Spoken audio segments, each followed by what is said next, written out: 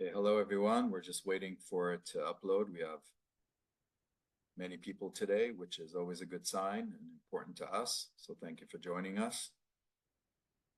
As you know, we have an excellent briefer today, Jonathan Conricus, formerly from the IDF. Maybe not everyone knows that Jonathan has a long history with ELNET. He was one of our favored IDF officers who would take our delegations from all over Europe, both to the north and the south. And we've had some well-viewed videos that you've probably all seen of Jonathan leading our delegations down deep into the Hezbollah tunnels in the north. So we're very fortunate to have them, particularly in the moment that we're in. Of course, it was a very painful week in Israel after the elation of the rescue of the hostages. Then the news of all too many Israeli soldiers, heroes that were killed in Gaza, tragically.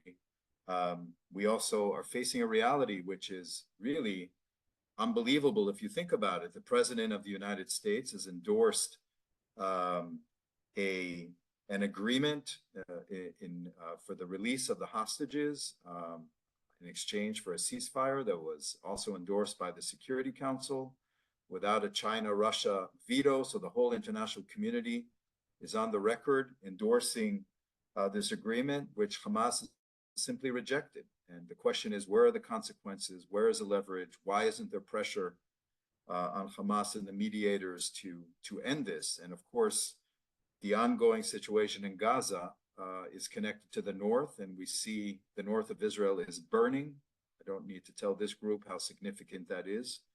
And the prospects of a regional war increase very, very dramatically as Iran is on the threshold of nuclear weapons, and there are new concerns about intelligence on the weapons group, so that Iran is not only enriching to near maximum levels, but also renewing its weaponization process, which is why we're happy to see the Europeans take the leading role in pressuring Iran, passing resolutions in the IAEA, and potentially in the UN as well. So Europe is always there, whether it's the South, the North, or the challenge with Iran. So it's critical that you remain with us as ELNET continues to develop its relationships and network in Europe. There are changes in the EU, changes coming in the UK, of course, a governmental crisis in France. So we have our hands full, and for that reason, we're very happy you're with us. And I'm going to pass this now on to Pascaline, from ELNET Israel, the head of our strategic dialogue group, to introduce our speaker and topic. Pascaline, please. Thank you. Thank you very much, David. As on my end, I can only second David's introduction of you, Jonathan, as not even one of the favorites, but our favorite spokesperson in the IDF, definitely. And we have been working for many, many years together wonderfully. So I want to thank you for that, just to get started with. Just a short introduction to start. Lieutenant Colonel retired Jonathan Conricus most recently served as International Spokesperson of the IDF. He was responsible for the Army's international traditional and social media operations, public affairs, public diplomacy, and he's now a senior fellow at the FDD. So I want to start with the current very difficult public perception in Europe and the US even regarding the Israel-Hamas war. How do you think, in your experience, can the IDF best communicate with international media to ensure at least that the public is informed about the war in a sincere way, if that's possible? Yeah, first of all, shalom. It's a pleasure to be here with you, Pascaline, and thank you, David, for the introduction and for having me here. It's always a pleasure to do things together with ELNET. And as you say, we do have history. I believe in your mission statement, and I think that what you do is tremendously important. So I thank you for having me part of this. I think that what Israel faces in terms of information is perhaps even a more difficult challenge than what Israeli soldiers, our brave Israeli soldiers fighting on the ground and below ground, face in reality. The challenges are, I wouldn't call them impossible to beat and to overcome, but I would say that they are very challenging and that the odds are really stacked against Israel. There is different iterations of anti-Semitism, old and new, that are afoot. There's a new vogue where people are comfortably voicing anti-Semitic statements and feelings and sentiments, and they are not concerned with any backlash because it is okay to do so. And we see that in public sphere on European streets, we see it on US campuses, and we see it in international media, somewhat more polished when it's in written form and in broadcast, but it is nevertheless present. And I think that that is one big challenge that we have, the amount of media attention and emotion that is connected to our conflict, and the scrutiny that the IDF and the State of Israel are under is unparalleled in the world. No other country is under such tremendous scrutiny. And therefore, I think that what Israel faces is a tremendous challenge. I say that introduction in order to kind of to establish what we really are facing. And then I would like to offer my perspective on what kind of activity the IDF should be doing in order to communicate better. I start with stating the obvious and the challenges, because at the end of the day, we have to be better. We have to communicate better. We have to fight better on the media and diplomatic field. Just as we are fighting excellently, our brave soldiers are fighting excellently on the ground. But even when we will, and I hope that we will start doing that very soon and improve, even then we will still face very difficult circumstances, and we shouldn't measure ourselves only with how difficult the coverage against Israel will be. So having said that, what I think that Israel should be doing more of, and what we urgently need to improve at the IDF level, not the State of Israel level, but at the IDF level, is to greatly enhance our visual intelligence and all of the visuals that we provide. Sadly, I'll be blunt and say that I think that both of our closest enemies, Hamas in Gaza and Hezbollah in Lebanon, provide better combat camera and footage from the fighting than what we do.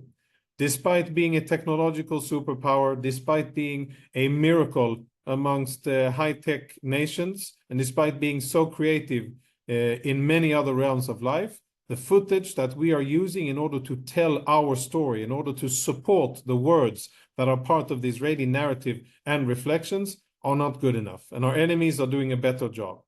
So I would task, if I had the authority to do so, I would task 5% of Israeli intel collection capabilities to be under the command of the IDF spokesperson unit, and to have them work 24/7 in order to create visual intelligence for public affairs, so that the IDF can state its case and use high quality visuals in order to support it.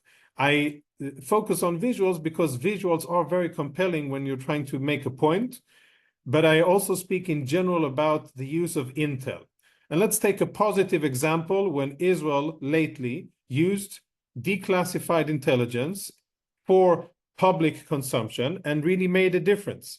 The conversation about UNRWA, the UN Relief Works Agency today, is different and was shaped and influenced by the fact that Israel declassified intelligence and proof that it had that 7 UNRWA members participated in the atrocities of October the 7th as active terrorists with blood on their hands. When Israel declassified that, and then when Israel declassified that 1,200 active paid UNRWA members are also members of Hamas and the Islamic Jihad, that had an effect. and that moved the needle, and it forced the UN and it forced the donor countries to UNRWA to reevaluate their commitment, and it basically caused the freezing of funds. Now, that is a positive example of what Israel should be doing 24/7, and we should be tasking our intel capabilities to expose our enemies for what they are: bloodthirsty, inhumane terrorists that stop at nothing in order to kill Jews, and we should expose them for what they are with high-quality visuals, with intelligence, with recordings, and with information that is very difficult to brush aside and to undermine. So I think that is one key point, the sources of information. The second thing, I think that the IDF, there are a few good examples of the IDF responding quickly in military terms, but not necessarily quick enough in media terms to fake news. And I think that Israel has a very big challenge with the amount of fake news that are spread, the amount of lies that Hamas spreads and then gets free coverage around the world. Another thing that to be tachlis and focused on what we could be doing different is to have many more fact checkers and open source intel experts who can identify a fake, who can disassemble it, and who can very quickly inform media, decision makers around the world, that this piece of information that Hamas is now peddling and that Al Jazeera is posting and BBC is lending legitimacy and New York Times is sourcing, that is fake and you shouldn't be trusting it, and shame on you for not doing your job and actually using Hamas propaganda as credible source material. Third and last thing, I think that we should have started to count dead Palestinians, terrorists, and civilians 8 months ago. The fact that we didn't, and I'm on record saying that in the IDF when I was still in uniform, the fact that we didn't is unfortunate, but it's still not too late. Unfortunately, the Hamas narrative of 38,000 people that have been killed in Gaza, without saying how many of them were Hamas combatants with Israeli blood on their hands. Unfortunately, this narrative is the dominant narrative. Part of it because international media, by and large, willingly gulps along and takes Hamas propaganda at face value and reports it as if it was true. And second, and this is our responsibility, because we have not presented a credible alternative. And if you don't present an alternative, then people who may be lazy, may be ignorant, may be perhaps biased in their opinion, or may just be in a rush, they will use the only number available. And if that number is a Hamas number, that is the number that will be used.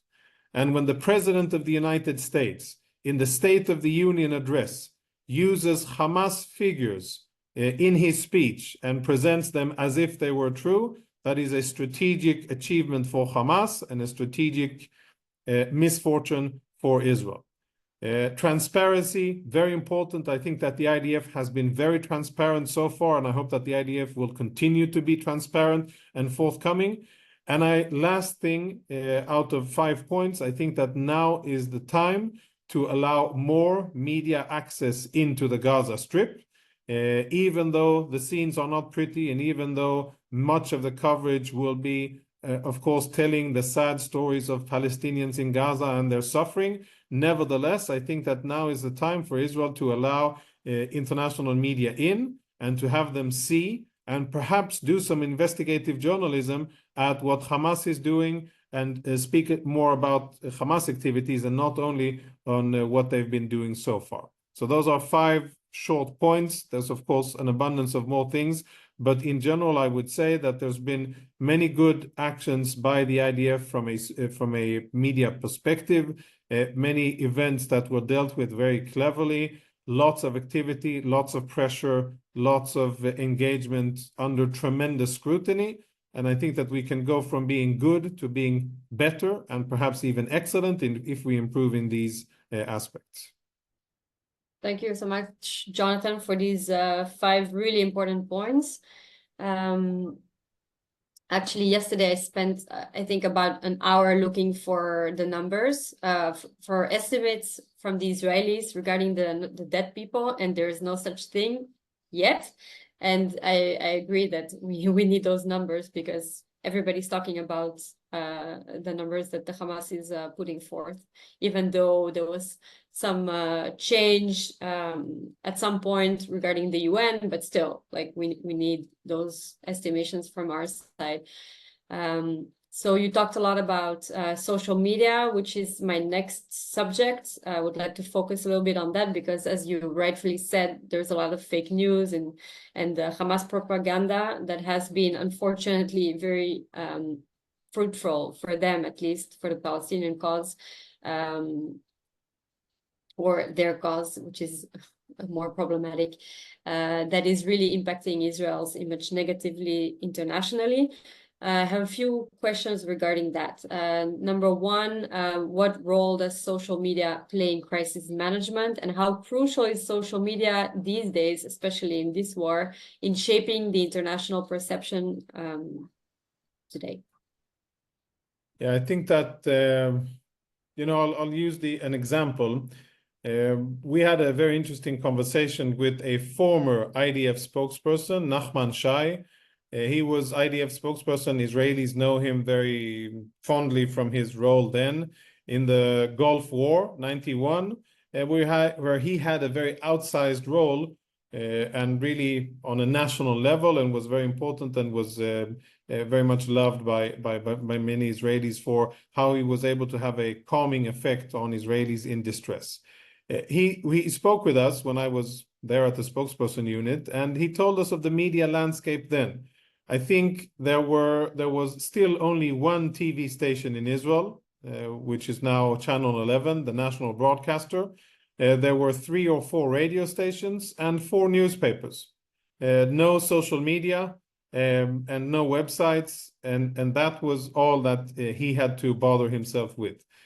Of course, media since 1991 until today has changed, I would say, exponentially, with the introduction of cameras and of course of cell phones in 2007 with the iPhones, and now with the very much distribution of cell phones worldwide.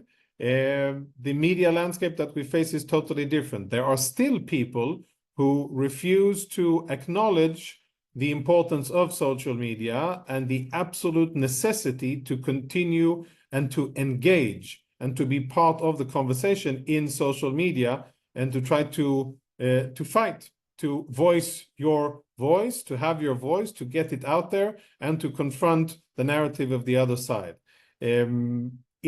I would say that in terms of the importance, it's difficult to say, and I think it's only a subjective opinion, and I think everybody can have their own subjective opinion, and it's difficult to have any empirical actual facts on it. But I would dare say that today, social media, with its massive, tremendous reach, especially amongst younger people around the world, with its broad absorption in society, I would dare to say that with most audiences, social media has outpaced traditional or established media in its influence, especially when it comes to people that are less informed, less connected with the conflict, have less time, and are less interested, but are only more responding at the emotional level and getting triggered by visual content that they see while they're scrolling.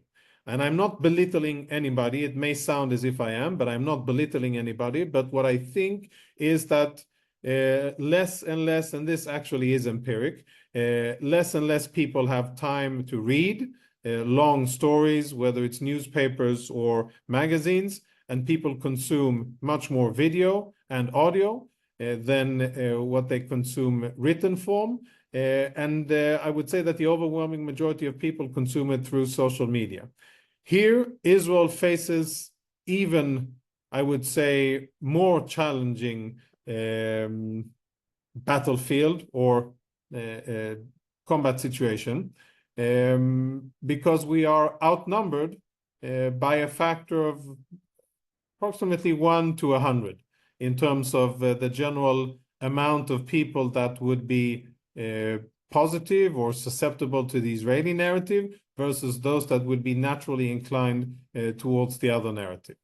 The way that social media in general works, and I'm no expert, but I think I can at least say this, that it works on triggering emotions, outrage, anger, fear, hate, anxiety, and many others, and some of them positive, togetherness, cohesion, camaraderie, security, etc., but a lot of the negative.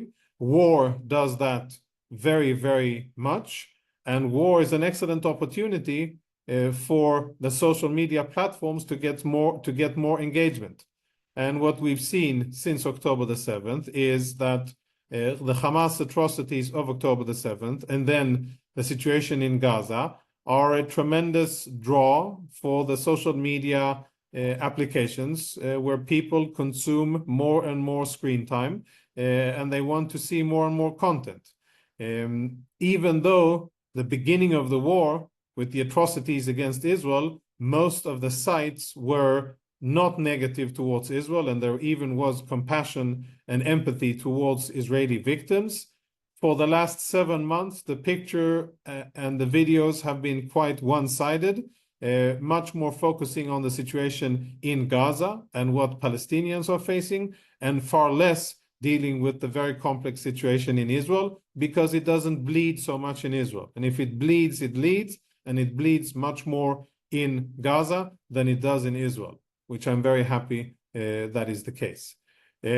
So I think that we have to recognize this reality, and I think that we should be focused on doing more on social media. I think that there are very good examples of things that were done in the beginning of the war and in the early stages on social media by different Israeli accounts, whether it is official accounts like the IDF and the Ministry of Foreign Affairs, or if it's Israeli influencers or Jewish influencers who have been battling on and doing it very gallantly. There are good examples of it, but by and large, it is also a very challenging environment. And I think that we can say, again, not based on empiric research, but I think that we can cautiously say that most of the mass protests and the demonstrations in favor of Hamas, of jihad, of genocide, and of anti-Semitism that we see in US and Western cities and across the Middle East, they were triggered by people consuming information on social media that led them to feel and believe that the right thing that they should be doing is being out on the street and chanting from the river to the sea and Intifada now. I don't think that would have happened without social media, whether it's TikTok or Instagram, or to some certain extent Twitter, but I think that TikTok and Instagram are much more influential in that scope. So to summarize, very influential, very potent, and I think that contrary to what I said in the beginning, that it's more to a general masses, I think that eventually numbers make a very big difference, and when lots of people consume enraging content on social media and they shape their opinion about the conflict accordingly, then politicians take note and they shape their messaging and behavior according to the populist preference. And if the populist preference is hostile towards Israel because of consumption of the social media, then that is what politicians will do. And we have glaring examples from France from just a few days, where popular pressure by Islamists, Hamas supporters, and others have forced or applied force on the French government to take what I think are unprecedented and extremely vile and biased steps against Israel, against Israeli companies, and for the first time prohibiting Israeli companies from participating in the very important Eurosatory arms expo that is currently undergoing in France. I don't think that would have happened had it not been for millions of pro-Hamas protesters and Israel haters out on the streets in Paris, Marseille, and other places. Definitely. And we're actually at ELNET are bracing ourselves to enter this field more actively. And I think it would be very powerful to actually work together with you on this, for you to guide us in this very challenging landscape. Now I want to go a bit away of social media, and I want to hear a little bit about your experience in Gaza, because you were there reporting as an IDF spokesperson. If you could share a little bit of your experience. Yes, that was an interesting experience to be inside the Gaza Strip at the Shifa hospital.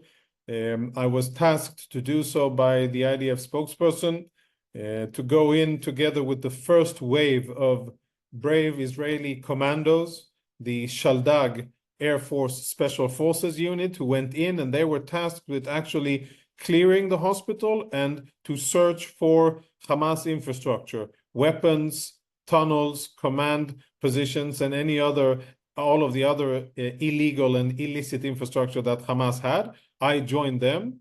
And even though I have combat experience and I was an infantry company commander when I was a younger man, it was quite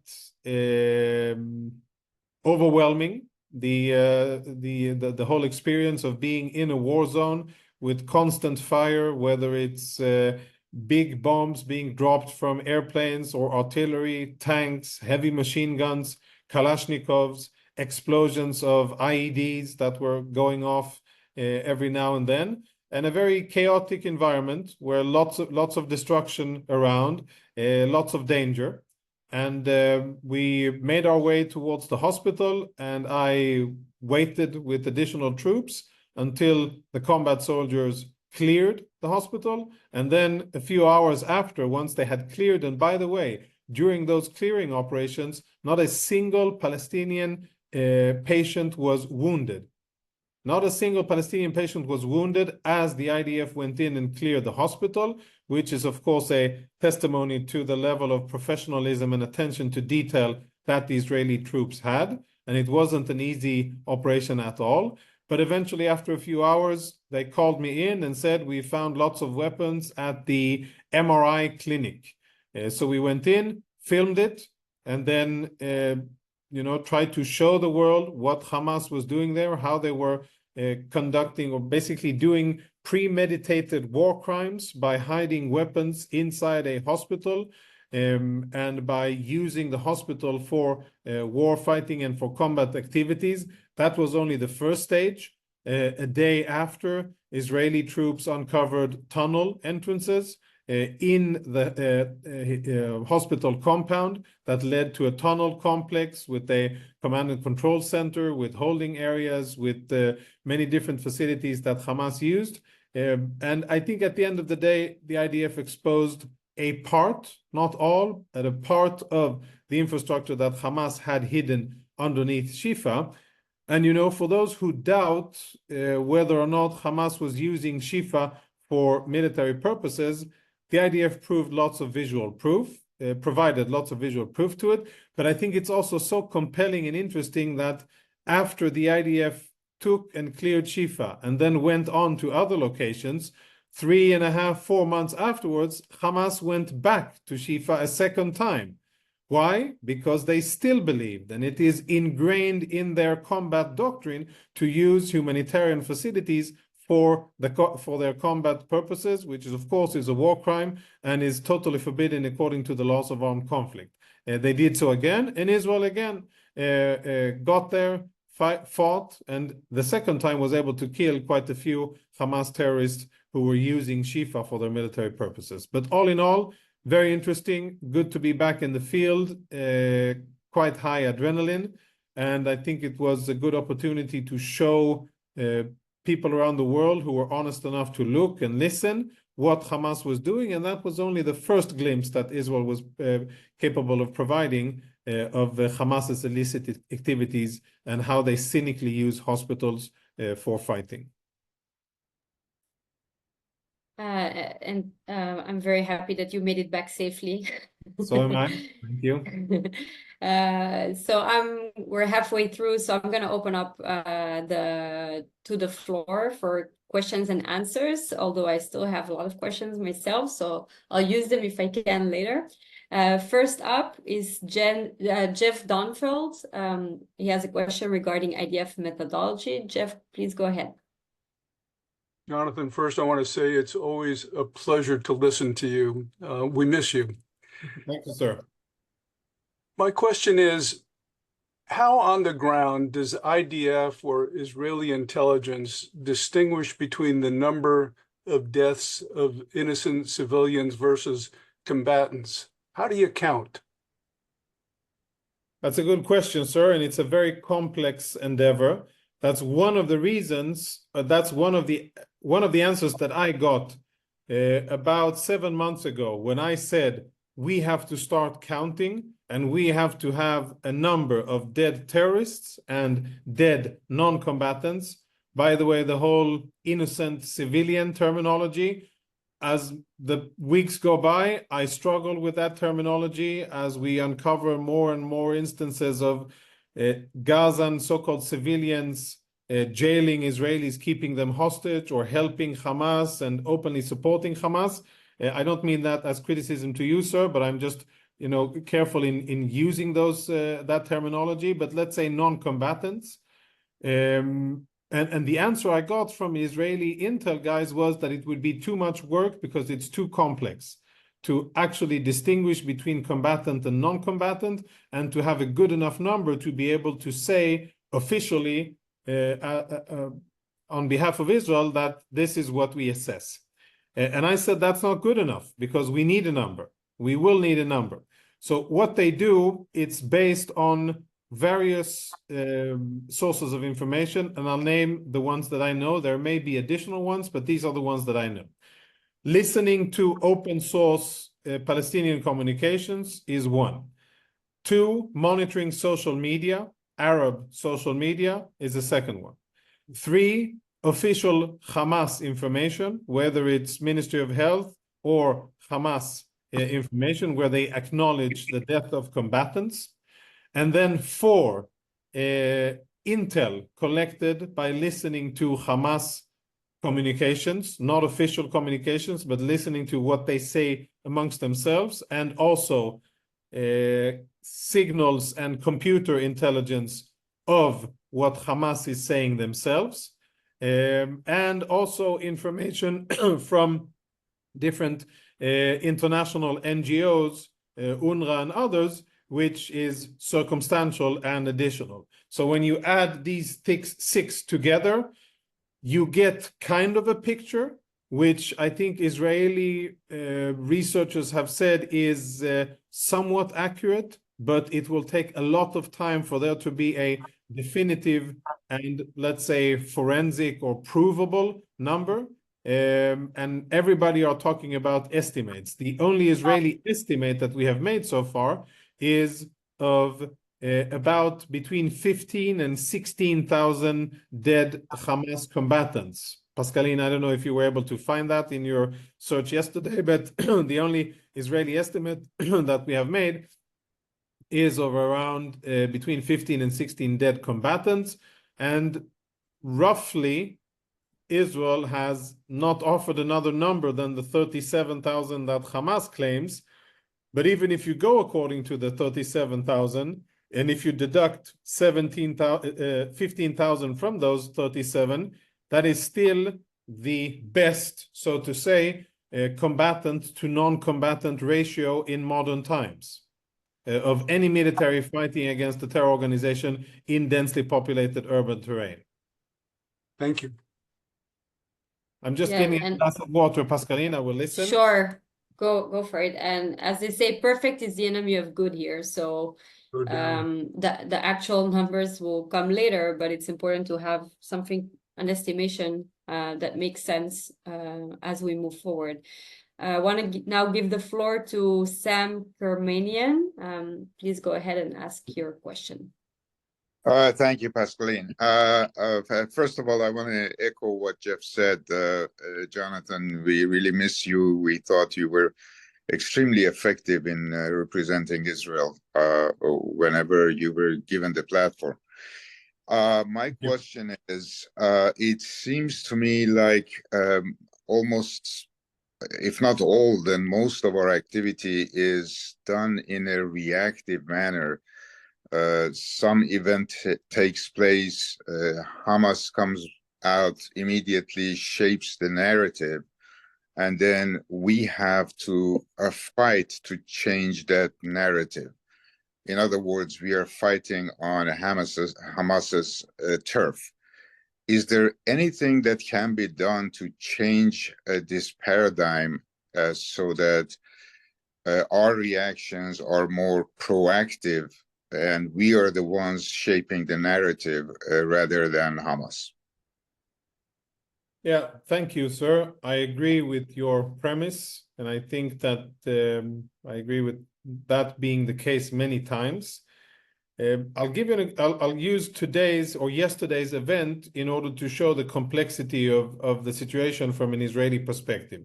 So yesterday morning, the IDF announced that there's going to be a humanitarian pause in combat activity in Rafah along a certain road from the Kerem Shalom crossing along the Salah ad-Din road to warehouses in Rafah in order to provide humanitarian aid or to improve the provision of humanitarian aid inside Gaza. By the way, according to government directives and government policy on humanitarian aid. The IDF issued the statement in the morning, and then political Israel went crazy, and there was a ping pong between Prime Minister, Defense Minister, and IDF about, well, who gave this order? I didn't know about it, said the Prime Minister, and I didn't approve any ceasefire or any humanitarian pause. And then the IDF said, well, what we're doing is according to the government directives, and we're just communicating something that we think is important for the world to hear and to show the efforts that we're making, humanitarian efforts that we're making, but it came with a tremendous backlash in Israeli public opinion. So many of the things that Israel does on the battlefield are not many times reflected internationally because of domestic public opinion and the tensions between what Israel needs to do externally towards the world, internationally, and what Israeli voters and Israeli people think is the right thing to do. That's one aspect of it. The second aspect, I totally agree. Smaller terror organizations that are not committed to truth, that have no problem lying, will always be faster than big militaries of democratic countries that are committed to doing everything they can in order to report the truth. They also make mistakes. We also make mistakes when it comes to getting correct information out, but the commitment is to getting the information right and to only sharing information that has been verified. And by and large, they will always be faster than what we are. But to connect, and this is the third and last part of my answer, to connect to the first part, the first question that I spoke about, we definitely should aspire to do much more and to take the media initiative and to be first out with new news, whether it is visuals or information or a human story or other initiatives. We should be first out. And in the cases where we do that, just as you said, there is tremendous advantage and gain from being first out. And then the other side needs to catch up and try to negate our narrative, but we set the narrative. And there are a few good examples of when Israel has done that. But unfortunately, I agree, and it is too few, and it is something that I believe needs to change in the mindset. But it would come from a basic understanding with decision makers, both political and military, that the information domain or the realm of information is, if not equally important, then more important than the real reality on the battlefield. And I don't think that this is commonly shared perception in Israel and in the IDF. And until it is, I don't think that we will make a substantial change in terms of how fast we get things out and how well we prepare activities on the ground to be broadcast live or near live for the benefit of international media and our public standing. Thank you. I'd like to now give the floor to Tom Flesch, Chair of ELNET US. Please go ahead.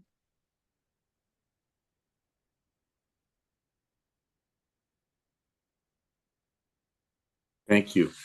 Am I okay? Jonathan, thank you for that. You know, when you're talking about this, the media, I'm just thinking what you said earlier, that we need more international media access into Gaza. And the question is, I've become so skeptical about their safety and if such an effort would be undermined by Hamas, number one. And number two, even if there was an effort to bring more international media, which countries or who do you think would be interested in going into Gaza and reporting on that situation there? That I would think that is probably more anti-Israel than it is supportive of Israel. Yes, thank you, sir. I think that the current situation in Gaza, and many people don't know this, many people who never think about the underbelly or the behind the scenes of international news, they're not aware, but I would really recommend reading Matti Friedman's encounters and his employment at AP when he was a few years ago. This was at least 10 years ago. When Matti Friedman, the very famous author of I think it is 4 excellent books: Pumpkin Flowers, Spies of No Country, the Aleppo Codex, and there's one more that I'm forgetting. But we know Matti Friedman. So. Yes.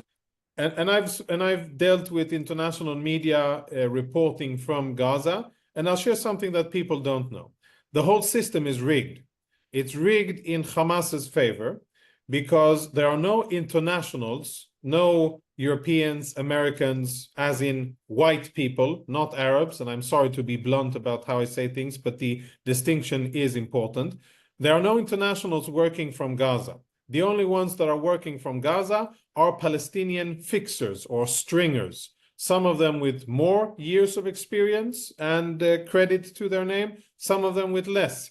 The photographers, stills and video, the stringers and the fixers, and those who are out on the ground and basically reporting to agencies like AP, AFP, Reuters, and to the big outlets like BBC and the New York Times and CNN. They are all Palestinians. They are all known to Hamas and they are monitored by Hamas.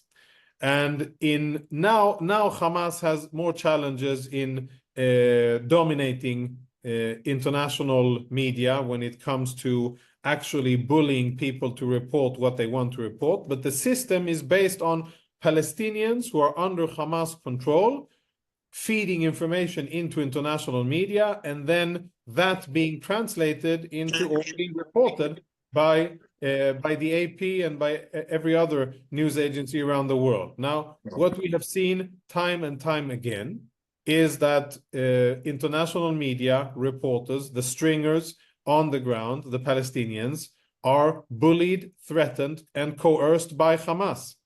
And they only need one warning. The second warning is either death or imprisonment.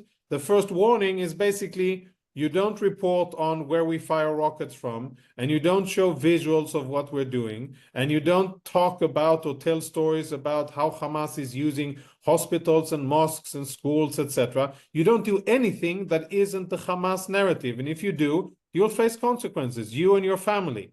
And these are conversations that have been done many times over with with employees for international media, and it works. You never see, you know, for the amount of cameras that AP, Reuters, and AFP have in Gaza, you never see them take any video footage of the rockets being fired from next to schools and hospitals and from densely populated urban areas. And that's not a coincidence. That's not by chance. That's by design and definition. And regarding what you asked about who would go in, I've gotten lists, I've gotten so many requests from international media to help them get in and help them get access. So I assume that there would be tremendous demand. There is tremendous demand to get in. And I think that eventually it would be an opportunity for international media to get in and perhaps tell a more balanced story. I don't think that Israel will get good PR from it. But I think that Israel should probably be doing it now, because keeping it closed actually is more indicative of Israel trying to hide something.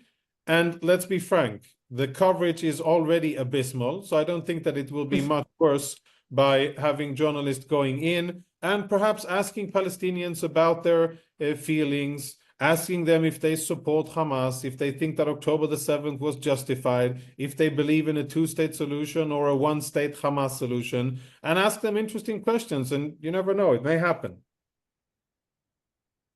Actually, it would be interesting to leak such a conversation about what you were telling earlier about the Hamas briefing them what not to do. It would be very powerful to leak such a conversation, or a few of them.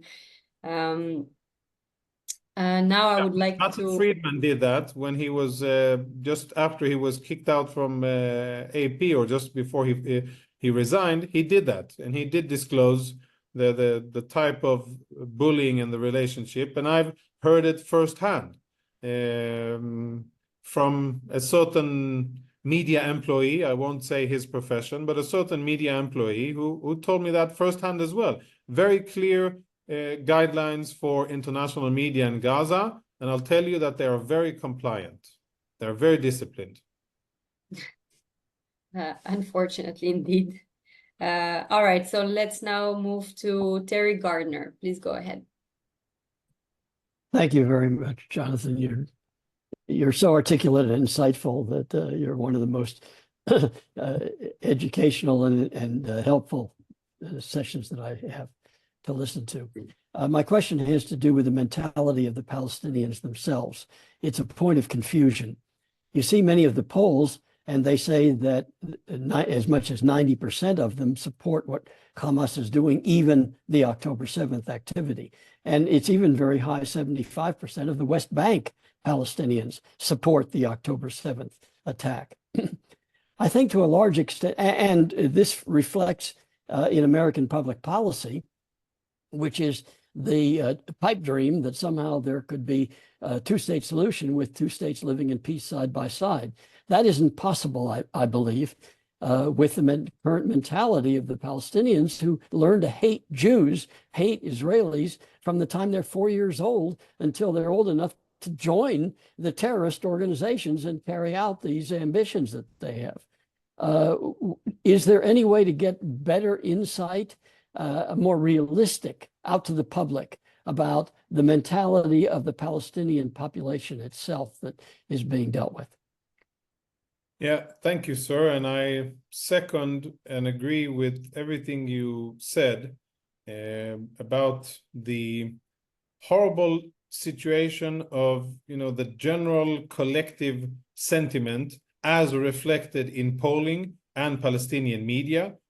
It's impossible to have a empirical access to the hearts and minds of Palestinians, but as reflected in polling, I think that you're very correct, and I see it the same way. What is tragic is, in my mind, that global leaders are not interested in listening, and they don't want to get confused with details or with facts. And the whole perspective is a very condescending, I would even say imperial, or imperial kind of way of thinking, where the lords of Washington, London, Paris, Berlin, Stockholm, and Madrid, they know what's right. They know what the solution to the problem is, and they don't need bother themselves with asking the natives, i.e. Israel or the Palestinians, how they feel about the solution.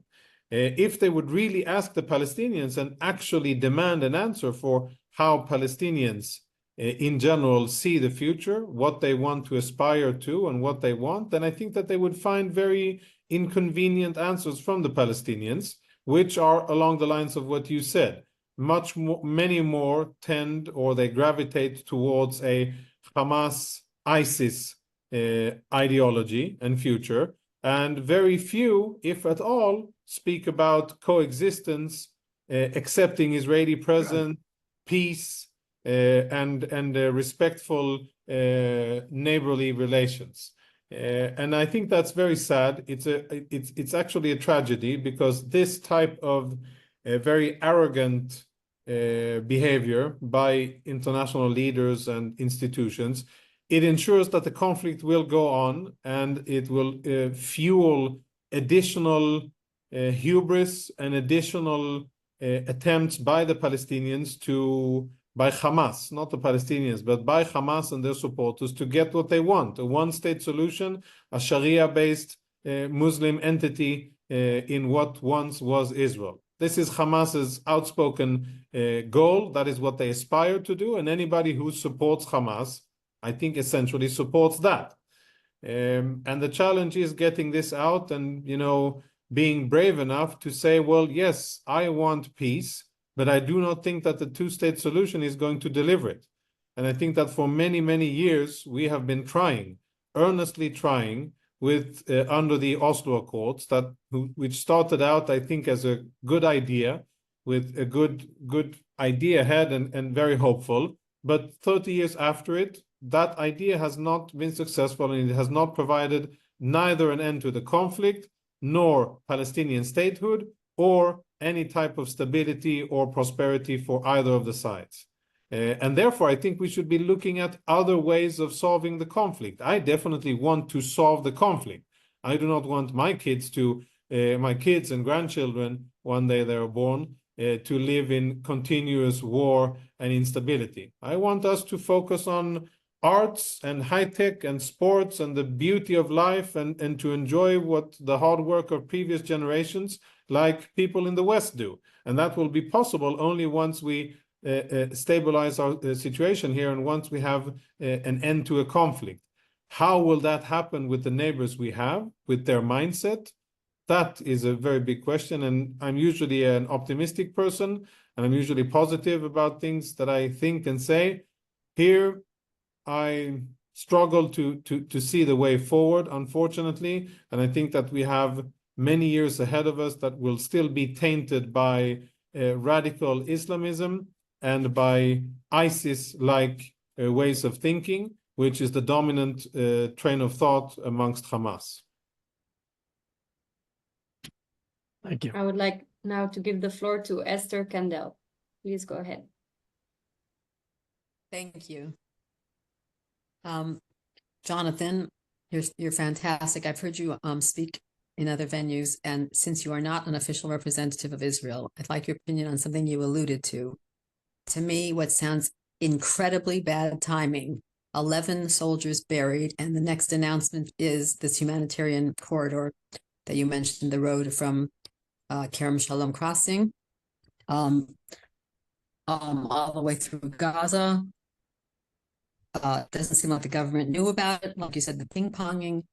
What would that do to the morale of the soldiers? Of all crazy things, is this the way to run a war? Sorry for my bluntness. Thank you. Yeah, I thank you for that, and I understand, and I can sense in your voice how connected you are to Israel and how much you care. I respect that very much, and I appreciate it.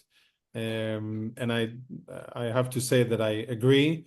When I saw the message in the morning, I just woke up and started scrolling and looking for statements. When I saw that, I kind of I cringed a bit as well, because what I felt was lacking from that important message, that strategic message, was one or two paragraphs in the beginning and at the end of that message saying, and by the way, this needs to be incorporated in my mind more in IDF messaging, The IDF is fighting in Gaza in order to defeat Hamas and to defend Israeli civilians from the scourge of terror. 1. 2, the fighting against Hamas continues and it will end once we defeat Hamas.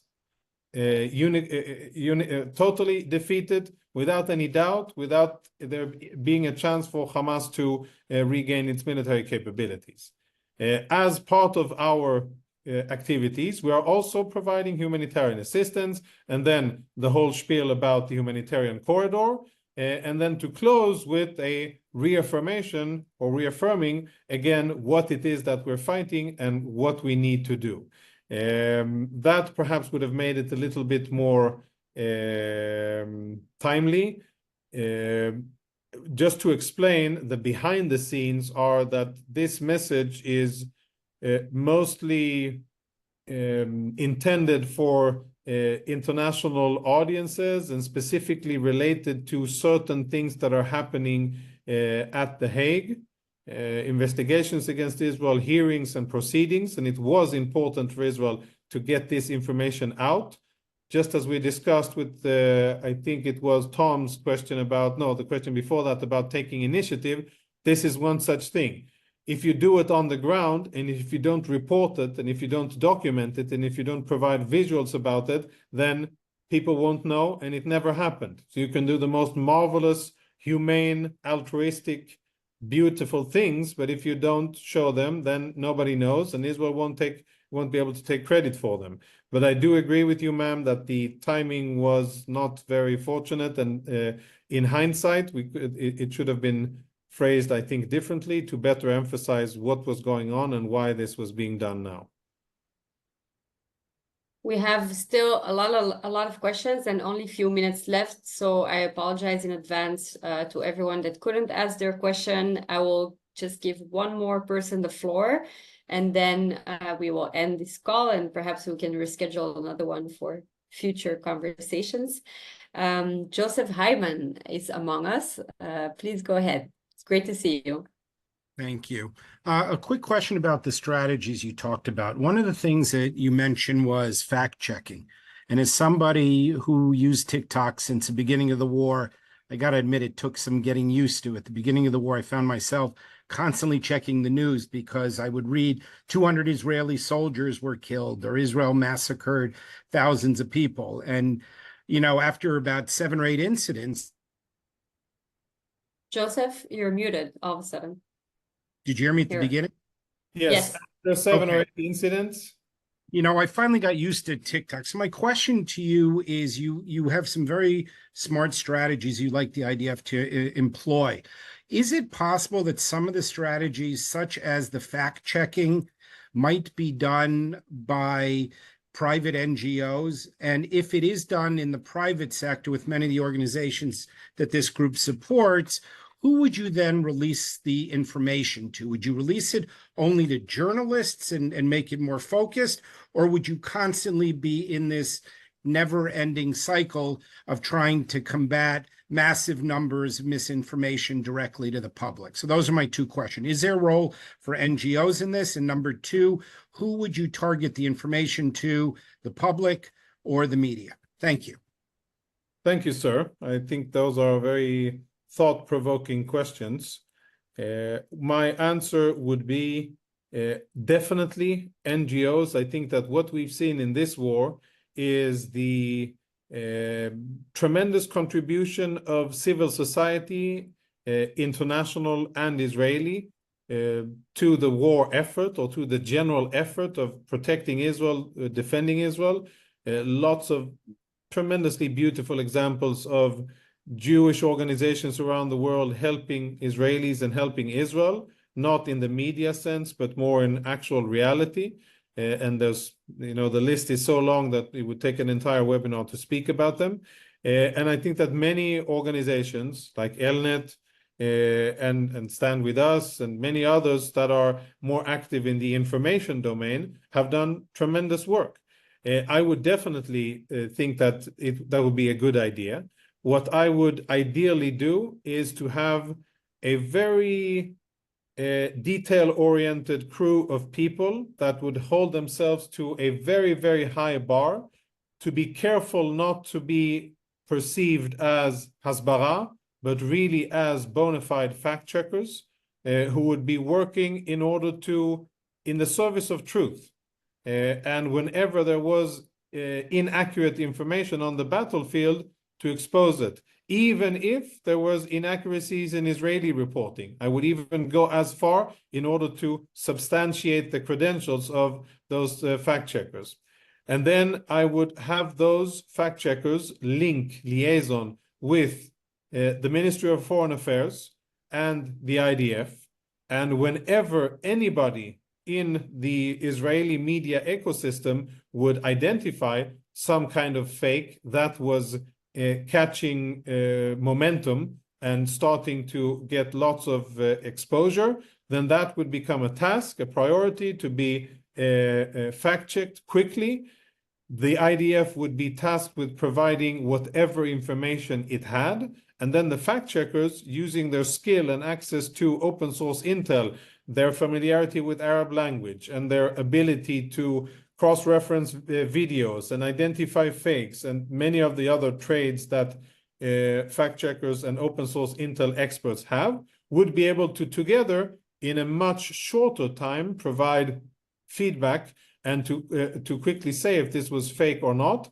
And then in terms of target audience, I think that it would be, I would divide it into providing a daily summary for journalists, but also providing immediate response to the general consumers, so that once people start scrolling and a certain video or item is out there, just like there's community notes on X, on Twitter, whatever other option there would be doesn't really exist on TikTok and others, but the community note equivalent on the other platforms would then be added with the result of the fact-checking mechanism. But then at the end of the day, it's very important for influencers, elected officials, and bureaucrats around the world and journalists to get access to verified information. And I would have a more daily digest or something like that of the summary of information.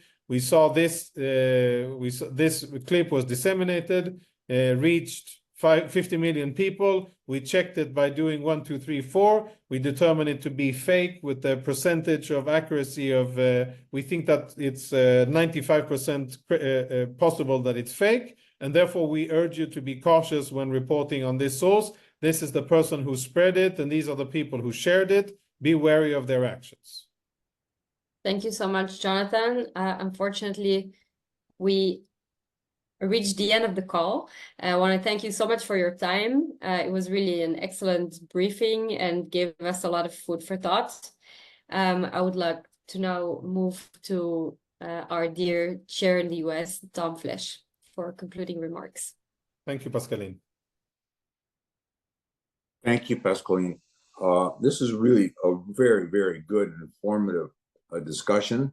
Running out of time with so much more to talk about. Hopefully, Jonathan, we will have the honor and the privilege of having you join us again and conduct more. It's been really, we had good numbers today. Our numbers are increasing. There's more and more interest. And I want to thank everybody in our ELNET organization for putting on these programs. As you know, we've been reaching more and more people, making an effort to do so. And we're talking about the news and how you get social media and how you get the word out more. We're working on that also.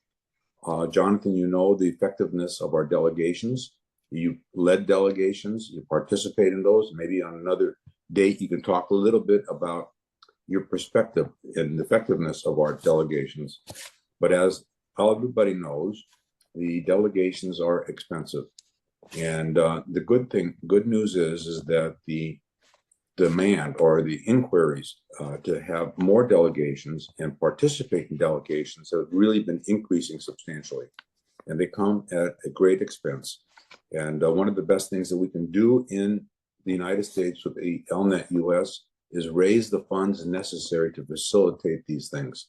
And the US is a leader with the fundraising in the whole organization. And we depend on our audience and our participants to raise the money. We set amongst ourselves a goal to reach a number for our fundraising for the first half of the year, and we're getting close to the June 30th deadline, and we're getting close to our goal. So we really need you to tune into our website. All the audience members, we're asking you, please tune in, make a donation, make a substantial donation. You hear from Jonathan the needs, how it become more effective, how the IDF can be more effective, how Israel can be more effective in disseminating information around the world.